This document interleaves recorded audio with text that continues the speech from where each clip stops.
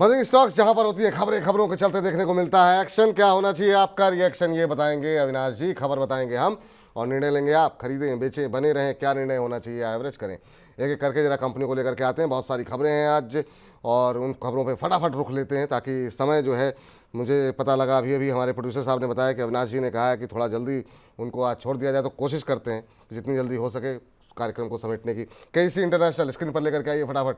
और KEC international में खबर ये है, कंपनी को 1,479 करोड़ रुपए का ऑर्डर मिला है और ये ऑर्डर जो कंपनी को मिला है ट्रांसमिशन के लिए, और भारत और मिडिल ईस्ट से ये जो ऑर्डर है कंपनी को मिलता हुआ दिखाई दिया है। नए ऑर्डर के बाद कंपनी की ऑर्डर बुक 8,700 करोड़ रुपए हो गई है। करीब 60% का इजाफा जो है वो देखने को मिला है। पिछले साल के मुकाबले 60% की ग्रोथ ऑर्डर बुक में देखने को मिली है। और इस नए ऑर्डर से कंपनी के शेयर में हमने देखा करीब 3% के आसपास की तेज़ी जो है आज देखने को मिल रही है शेयर के अंदर। सर, अब क्या सलाह रहेगी आपकी? 864 865 के आसपास चल रहा है। केईसी इंटरनेशनल क्या फ्रेश एंट्री ली जा सकती है? जिनके पास है उनके लिए क्या सलाह रहेगी?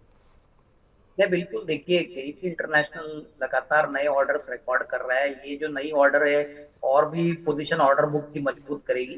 मेरे ख्याल से यहाँ पे करीबन 1,000-1,100 का भी टारगेट प्राइस पॉसिबल है, क्योंकि जिस प्रकार से ऑर्डर बुक बढ़ रही है, अंदाजा है कि आने वाले 6-8 महीने में अगर ऑर्डर बुक और बढ़ती है तो इसका विजिबिलिटी बिजनेस के ऊपर बहुत अच्छा असर आएगा। तो डेफिनेटली बाय ऑन डिप करिए, और करंट प्राइस पे भी अगर किसी को खरीदना है तो एक छोटी क्वांटिटी जरूर ले लीजिए। यहाँ पे डेफिनेटली पावर ट्रांसमिशन में ये नंबर 1 प्लेयर है और इसका फायदा कंपनी को जरूर मिलेगा। चलिए, बिल्कुल। तो केईसी इंटरनेशनल पे ये खबर, ये उसका जो है उस पर राय निकल करके आ रही है। और अगली कंपनी लेकर के आते हैं होनासा। होनासा पे अभी हम थोड़ी देर पहले मामाअर्थ पे बात भी कर रहे थे, न्यू एज कंपनियों के बारे में। अब यहाँ पर खबर, आज काफ़ी शानदार मोमेंटम बना हुआ है होनासा में। असल में कंपनी ने जो है, जो कंपनी की और जो अलग अलग शाखाएँ हैं, just for kids, fusion cosmetics, इन तमाम जो कंपनियां हैं, होनासा कंज्यूमर, इनके एक साथ विलय को जो है वो मंजूरी मिल गई है। एनसीएलटी चंडीगढ़ ने होनासा कंज्यूमर से विलय को अब मंजूरी दे दी गई है। 19 अप्रैल 2024 को कंपनी के बोर्ड ने इस विलय को मंजूरी दी थी, लेकिन अब एनसीएलटी चंडीगढ़ से भी इसका से मंजूरी मिल गई है। और कंपनी का जो अभी कुछ दिन पहले जो रिजल्ट्स आए थे उसमें कंपनी की मुनाफे में अच्छी बढ़त देखने को मिली थी। मुनाफा 62.60% बढ़कर के 40.2 करोड़ रुपए रहा था। और आज शेयर में काफ़ी अच्छी मजबूती है। 12% की तेज़ी देखने को मिल रही थी जब हमने खबर बनाई थी, और अभी भी हम देख रहे हैं कि शानदार मूव है। 12% की तेज़ी यहाँ पर देखने को मिल रही है। 524-525 का भाव देखने को मिल रहा है। सर, होनासा कंज्यूमर, शानदार मूव। अभी जिनके पास है उनको क्या करना चाहिए? जो लेना चाह रहे हैं इस रैली में, क्या फ्रेश एंट्री की जगह है ये? नहीं, बिल्कुल। देखिए, अगर नजरिया थोड़ा सा लंबा है तो होनासा में डेफिनेटली नंबर्स जो Q1 के आ गए बहुत ही बेहतरीन है। लग तो रहा है कि अगले 2-3 क्वार्टर्स में भी यही ग्रोथ रहेगी, तो डेफिनेटली और री रेटिंग आपको देखने को मिलेगी। और जिस प्रकार का करार इन्होंने किया है, इसका असर भी फाइनेंशियल्स पे मेरे ख्याल से सेकंड हाफ में प्ले आउट होगा। तो नजरिया थोड़ा सा अगर लंबा है, अगर 12 से 15 महीने का है, तो इसमें जी, जरूर आप एक्यूमुलेट कर सकते हैं। अच्छी खासी कमाई होगी। अच्छी खासी कमाई होगी। नज़रिया थोड़ा बढ़ा करके रखिए। अब वो आपके सबके लिए एक जो है इस समय एक तरीके से मंत्र यहाँ पर निकल करके आ रहा है कि व्यूज़ अब तो आपको शेयर का जो है वो पहले के मुकाबले थोड़ा बढ़ा करके रखना पड़ेगा। चलिए, बीएचईएल पे नज़र डालते हैं। बीएचईएल पे आज क्या कुछ खबर निकल करके आई है? बीएचईएल पे खबर ये है, कंपनी को शेयर उतना नहीं चला लेकिन कंपनी को ऑर्डर बड़ा मिला है। 11,000 करोड़ रुपए का ये बड़ा ऑर्डर मिला है। और ये ऑर्डर कहाँ से मिला है? अदानी पावर और उसकी तमाम सब्सिडरी जो कंपनियां हैं उसको मिला करके कंपनी को ये ऑर्डर मिला है। ये ऑर्डर राजस्थान, मध्य प्रदेश में सुपर क्रिटिकल पावर प्लांट लगाने के लिए कंपनी को मिला है। और इस 55 महीने के अंदर कंपनी इस प्रोजेक्ट को पूरा करेगी। हालांकि शेयर जो है वो लगभग फ्लैट ट्रेड करता हुआ दिखाई दे रहा था। शुरुआती कारोबारी सत्र में जरूर थोड़ी सी तेज़ी थी, लेकिन अब 4.5% के आसपास की बढ़त देखने को मिल रही है। 296-297 के आसपास का लेवल देखने को मिला। शायद ये ऑर्डर का एग्जीक्यूशन काफ़ी लंबा है, इस वजह से शेयर ऊपरी स्तरों से फिसल गया। एक महीने में करीब 6-7% की का निगेटिव रिटर्न देखने को मिला है। बीएचईएल सर, कैसे देख रहे हैं आप? अच्छी ऑर्डर बुक है यहाँ पर, क्या भविष्य दिखाई दे रहा है? देखिए, बिल्कुल। पहली बात तो देखिए, बीएचईएल को ऑर्डर तो बहुत बड़े मिले हैं, ये भी बहुत बड़ा ऑर्डर है, लेकिन ये करीबन 55 महीने का ऑर्डर है। तो उसका मतलब क्या है कि ऑर्डर एग्जीक्यूशन के लिए भी काफी समय लगेगा। और बीएचईएल का सबसे बड़ा प्रॉब्लम है कि प्राइस तो चल चुका है, लेकिन एग्जीक्यूशन अभी भी थोड़ी वीक है। इनफैक्ट अभी जो पहले तिमाही के नंबर आ गए हैं, वहां पे भी कोई बड़ा इंप्रूवमेंट बीएचईएल के आंकड़ों में हमको देखने को मिला नहीं।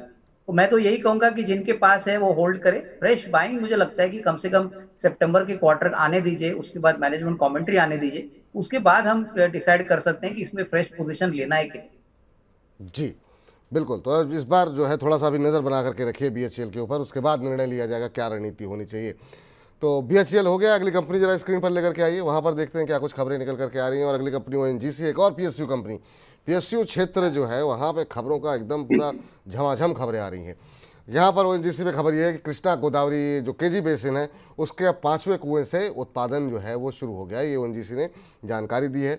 और आपको बता दें कि अब इस नए उत्पादन शुरू होने से एक तो कंपनी की आय बढ़ेगी, वो तो अच्छी बात है ही है, लेकिन भारत के देश की भी जो निर्भरता है आयात के ऊपर वो थोड़ी कम होगी।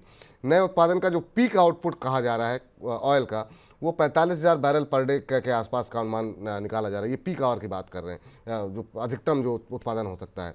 आज ओएनजीसी के शेयर में इस खबर के चलते करीब 3% के आसपास की तेज़ी देखने को मिल रही थी जब हमने खबर बनाई थी। अभी 3.25% ऊपर है, 327 328 का लेवल। सर, ओएनजीसी पे क्या व्यू होगा, और ख़ासतौर से अब केजी बेसिन के 5वें कुएं से भी उत्पादन शुरू हो गया है, इसको फ्यूचर कैसे देख रहे हैं आप? नहीं, मेरे ख्याल से पॉजिटिव न्यूज है बिल्कुल। ओएनजीसी में कोई भी गिरावट अगर आती है तो खरीदना चाहिए, क्योंकि हमारा मानना है कि ओएनजीसी के जो प्रोडक्शन एस्टिमेट्स है वो इस साल पिछले साल के हिसाब से काफी अच्छे रहेंगे। और जिस प्रकार का अभी रेवेन्यू बन रहा है, मेरे ख्याल से जैसे जैसे नई ऑयल वेल्स प्रोडक्शन शुरू करेगी, इनकी वॉल्यूम ग्रोथ के लिए भी काफी बेनिफिट होगा। तो मेरे ख्याल से करंट प्राइस पे होल्ड करिए, कोई गिरावट अगर आती है तो इसमें खरीदने के मौके बनेंगे। कोई गिरावट में खरीदारी का मौका है, तो ये तमाम वो कंपनियां हैं जहां पे खबरें हैं, आप आइडेंटिफाई करते रहिए कहाँ पे फ्रेश बाइंग किन लेवल्स पे करनी है, नीचे आने पे करनी है, मौजूदा भाव पे करनी है। अगली कंपनी लेकर के आइए जरा स्क्रीन पर, और अगली कंपनी शिल्पा मेडिकेयर है। शिल्पा मेडिकेयर पे जो है खबर ये है कि कंपनी ने जो है नॉर यूडीसीए जो टैबलेट है कंपनी की, उसकी फेज़ 3 क्लिनिकल स्टडी का ट्रायल जो है वो कंप्लीट कर लिया है।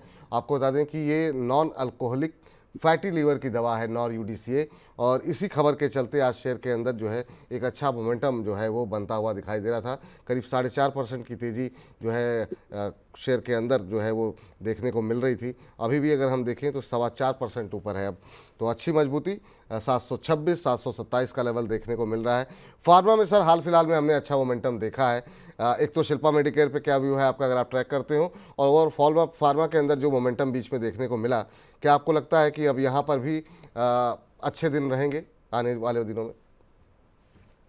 नहीं, बिल्कुल। देखिए, फार्मा शेयर के लिए अभी भी मौके अच्छे हैं। हमने हमारे क्लाइंट्स को ग्लेनमार्क, उसके बाद टोरेंट फार्मा, सन फार्मा, ये स्टॉक सजेस्ट किए थे। और रही बात शिल्पा मेडिकेयर की, तो देखिए जब भी क्लिनिकल ट्रायल्स कंप्लीट होते हैं तभी अगले 6 to 12 मंथ्स में ये ड्रग का जो बेनिफिट है फाइनेंशियल्स में, ये डेफिनेटली आएगा। तो 3, 3.5, 4% ये स्टॉक भागा है ऑब्वियसली पॉजिटिव न्यूज फ्लो के कारण। बट अगर नजरिया 12-15 महीने का है तो इसमें खरीदने के मौके जरूर बनेंगे। मेरे ख्याल से यहाँ पे लंबी अवधि के लिए इस लेवल से भी खरीदना चाहिए। ठीक सर। एक हमारे घनश्याम यादव जी हैं, कह रहे हैं फार्मा सेक्टर में 2-3 साल के नज़रिए से फ्रेश एंट्री के लिए कौन से स्टॉक लेना सही रहेगा? फार्मा पे क्या व्यू है सर आपका? क्या यहाँ पे कुछ शेयर ऐसे हैं जो आपको अच्छे लग रहे हो 2-3 साल के लिए? मैंने पहले भी कहा कि ग्लेनमार्क फार्मा है, उसके बाद टोरेंट फार्मा है, सन फार्मा है। ये सारे बड़े दिग्गज कंपनियां हैं जो यूएस को एक्सपोर्ट करती है। तो नजरिया 2-3 साल का है, तो यहाँ पे निवेशक के लिए डेफिनेटली पोजीशन अच्छी रहेगी। ठीक है घनश्याम जी, उम्मीद करते हैं आपको उत्तर मिल गया होगा। अगली कंपनी जरा स्क्रीन पर लेकर के आ जाइए और देखते हैं यहाँ पर क्या है अशोका बिल्डकॉन पे।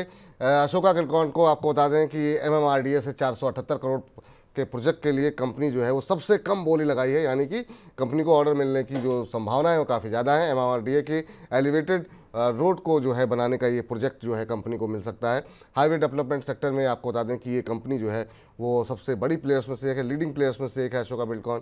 खबर के बाद शेयर की कंपनी के शेयर में करीब 5% से ज़्यादा की तेज़ी जो है वो देखने को मिल रही है। अभी अगर देखें जो क्या भाव देखने को मिल रहा है, तो अभी भी हम देख रहे हैं कि ऊपरी स्तरों से जरूर हल्का हुआ है, लेकिन 1.5% के आसपास की मजबूती अशोका बिल्डकॉन के अंदर देखने को मिल रही है।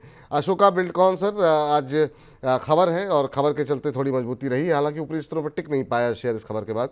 पिछले एक महीने में 10-10% का नेगेटिव रिटर्न रहा है। अभी क्या फ्रेश बाइंग कर सकते हैं? डेफिनेटली देखिए, नजरिया थोड़ा मीडियम टर्म रखिए, क्योंकि रोड सेक्टर और इंफ्रास्ट्रक्चर सेक्टर में जिस प्रकार का गवर्नमेंट का काम हो रहा है और जिस प्रकार का पोजीशनिंग अशोका बिल्डकॉन का है, मुझे लगता है कि अगर थोड़ा सा लॉन्गर टर्म व्यू आप लेते हो तो मुझे लगता है कि स्टॉक में अभी भी रिस्क रिवॉर्ड अच्छा बन सकता है। नजरिया थोड़ा सा लंबा रखिए, तो यहाँ पे व्यू पॉजिटिव रहेगा। जी, तो यहाँ पर व्यू पॉजिटिव है। चलिए अब फिलहाल इस सेगमेंट को तो समाप्त करने का वक्त हो गया है।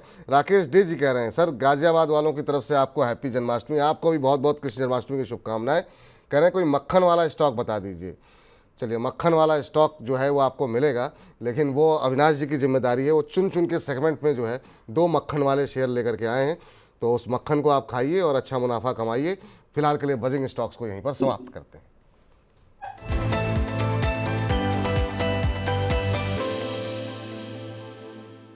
शेयरों पर एचडीएफसी स्काई के इन हाउस एक्सपर्ट्स की राय जानने के लिए अभी डाउनलोड करें एचडीएफसी स्काई ऐप, जहां पर आप शेयरों पर रिकमेंडेशंस भी ले सकते हैं। ऐप डाउनलोड करने के लिए स्क्रीन पर दिए क्यूआर कोड को स्कैन करें।